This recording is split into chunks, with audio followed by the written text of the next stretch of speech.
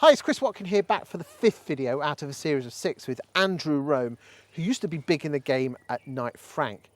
Over the first lockdown, he wrote a series of essays about the 6 things that he's learned from the past, where he believes that the estate agency industry can be better in the future. So thanks for joining me. Andrew, in the first one, we talked about process, second, technology, third, clients, fourth, independence of estate agents. Now we want to talk about number 5, which is the people of estate agency. So what could we learn from the past of being in estate agents to make the people better for the industry going forward? Talk to me.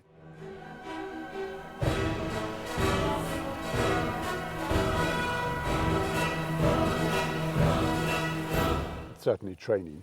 I mean, I think that the days of people being able to set up kind of like almost like Trotter and Sons, hopefully, is something of the past. I'm not sure. Well, yeah, I mean, we touched on it earlier. Well, about whether we did it in the previous in. video. We've got Roper coming in. I mean, is it fair?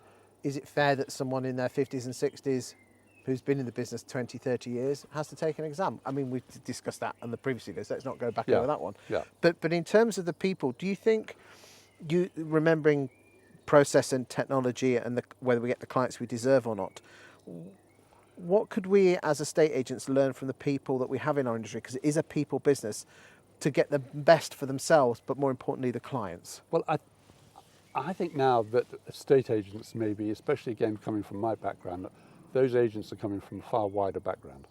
But people fall into estate agency. I mean, you said in the report, we need to manage the expectations of both buyers and sellers, especially when we're dealing in a boom or bust cycle. What did you mean by that? Being truth.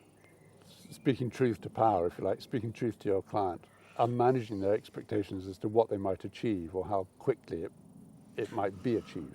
But we're very guilty of telling people what they want to hear, not necessarily what they need to hear. Because again, because of the property market as it is, you've either got an imbalance of sellers or an imbalance of buyers. But we seem to forget that. Yes, and you've got to look after both sides. Okay. But isn't our responsibility to the seller? Of course, okay. Absolutely. But if you look after the buyer, then you're doing your job for the seller. Of course you are. So what do you think we can learn from the previous boom and bust cycles? You know, we are filming this in April 2021.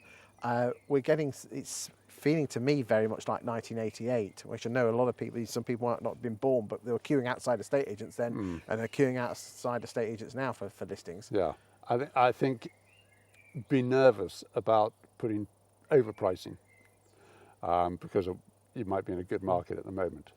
None of these things last forever. Would it interest you that just under 1 in 5 houses on the market at the moment has been on the market more than 6 months in the UK? Yes, no, I mean, that wouldn't surprise me. I think it's been, and clearly it's been over that, I would think. So what can we learn, especially with regard to our people, you know, the staff within the industry, to make them better estate agents for the future? Well, you've got to look after them and train them, and as I say, take them from different areas of business where you can get where you can. And what did you do at Knight Frank which was different to most estate agents? Well, I mean, I think that people had the view of Knight Frank that they employed only a certain sort of individual, shall I say, kind of pale, male and stale, as I said in one of my meetings. Gone to Cirencester, Royal Agricultural College, silver spoon in the mouth. Was a shuffle. Yeah. That sort of thing. And I'm absolutely delighted that has definitely changed. Okay. We want good people. And good people are hard to find.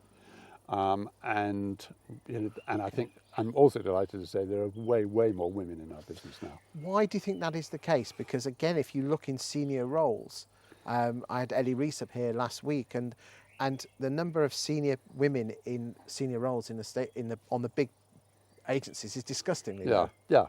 It will take time because over decades it has been a male-dominated thing, so probably has not been that attractive. I think also maybe this pandemic, something that might come out of it is the flexible working and working from home. That will definitely help, and you will be able to retain or hire really good people that you might have been passing over beforehand.